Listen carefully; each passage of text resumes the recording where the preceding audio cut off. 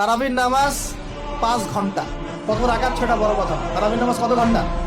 প্রায় 4-5 ঘন্টা। আর 5 ঘন্টায় 8 রাকাত পড়েন, 5 ঘন্টায় 20 রাকাত পড়েন। কি বুঝতে পারছেন কথা?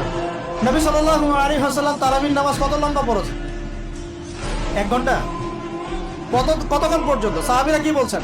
সাহাবীরা বলছেন যে আমরা তড়িঘড়ি করে সেহরি খেয়েছি। নামাজ এত লম্বা নবীজি পড়েছেন, শেষে তড়িঘড়ি করে সেহরি করতে হচ্ছে। তা নবী সাল্লাল্লাহু আলাইহি ওয়াসাল্লামের 2 রাকাত নামাজ কত লম্বা ছিল। আমরা এখন নামাজের রাকাত সংখ্যা নিয়ে যত বেশি ঝগড়া করি, কোয়ালিটি নিয়ে এত ঝগড়া করি। কোয়ালিটি ইম্পর্টেন্ট না? আমার নামাজটা কত সুন্দর হচ্ছে, কত লম্বা হচ্ছে, কত ধীর স্থির হচ্ছে, এই নামাজে আমি ধীর স্থির ভাবে কোরআন শুনবো, বুঝবো, চোখ দিয়ে পানি ঝরবে, এগুলো ইম্পর্টেন্ট। মক্কা মদিনায় গিয়ে দেখেন যারা এখন উমরা করতে গিয়েছেন, অনেক তারা সৌভাগ্যবান। তারাবির নামাজ নর্মাল এমনি যে কোনো নামাজই, তারাবির নামাজ তো আরো বেশি। দাঁড়ালে আপনার চোখ দিয়ে পানি পড়তে বাধ্য।